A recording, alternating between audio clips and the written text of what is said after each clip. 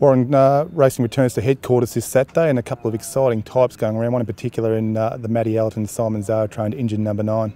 He's a really nice horse, Simon. He's just stepped up every time they've raised the bar for him, and you can't condemn a horse in not being up to the class until you've seen them compete at that level and struggle, and he's never struggled in anything he's done. He probably caught a few people by surprise, and I'd put myself in that category at his last start, but he was impressive. He's come through that race really well.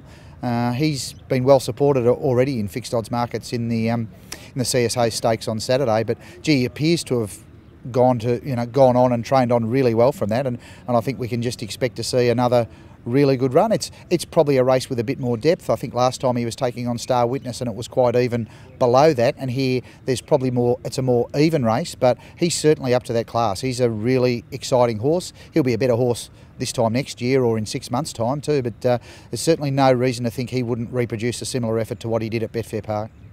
The other horse back to headquarters on Saturday, of course, is the reigning Golden Slip winner in Crystal Lily. How's her work been? Look, she's been really good. She was ready to go a few weeks ago when that meeting at Caulfield was abandoned due to the weather, and that race wasn't rescheduled. On that day, Danny O'Brien took a few horses down to his property at Barwon Heads, and Crystal Lily went down on the float, and they had a decent hit out down there, and Matty Allerton and Simon were extremely pleased with what happened there. She was ready to go, so she probably needed to have a good gallop that weekend, because I think she would have run extremely well at Caulfield. She's trained on well since then. I've seen her gallop a couple of times since. She just did a little bit of maintenance work this morning. She looks great. She faces the daunting task of taking on Black Caviar, as everyone in that race does, but I really think we're going to see Crystal Lily at what we expect to see. I think she'll come back this preparation to be as good as we thought she might be. She looks in great order. Her work's been terrific. She's had the benefit of a decent spell since a short autumn campaign that ended in that Roughhouse Golden Rose, and she looks fantastic. I'm sure we'll see her run well. I don't think any of them will be good enough to beat Black Caviar, but she's on track to come back and show us what she's capable of. The Mark Kavanagh horse, We're Gonna Rock, I think that's resuming on Saturday as well. Does like Flemington, but it also likes to be on top of the ground. Yeah, look, we've had a bit of rain here overnight. We've had close to 25 mil of rain here overnight, and there is more rain forecast. So everything we say about the weekend should be tempered by track conditions and how they prevail on the day. We look like getting even up to somewhere between 15 mil on the day, which could make the track deteriorate as the day goes on. But We're Gonna Rock's come up really well. He's been working strongly and had the benefit of a couple of jump outs.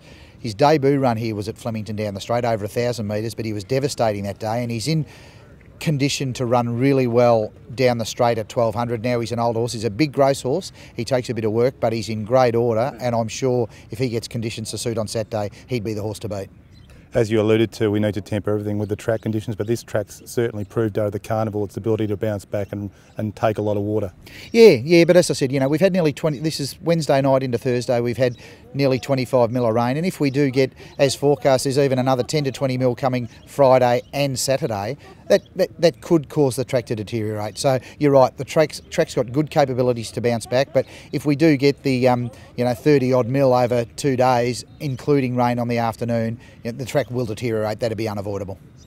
Obviously, we've got a very exciting day of racing to look forward to, and the rematch of the heavyweights. I think we didn't see the best of Hayliss last time when he took on Black Caviar. Do you think he's got any hope whatsoever of possibly being more competitive and turning the tables around? Look, I'm sure he could be more competitive. I mean, I think leading into that race, both horses at their best would have been a tantalising contest, because leading into it, I don't think any of the horses had been pushed right out to win. I think they go so fast that that they haven't got 2 gears up their sleeve. They're just horses that have that naturally high cruising speed and give their all, but it'd be great to see them both at their best and perhaps pushing each other. But look, on what we've seen, Black Caviar's never been beaten, and she's probably never really been tested, so Hayliss would want to be at his best to get close to her, but and it'd be great if he is, because that would be the contest that we're all hoping to see. But now that he's had that little setback and he's got a few issues with his feet, etc., that you've just got to see him come back and produce it, and if he does, it could be a tantalising contest. But she's a $1.40, $1.45 favourite and probably deserves to be.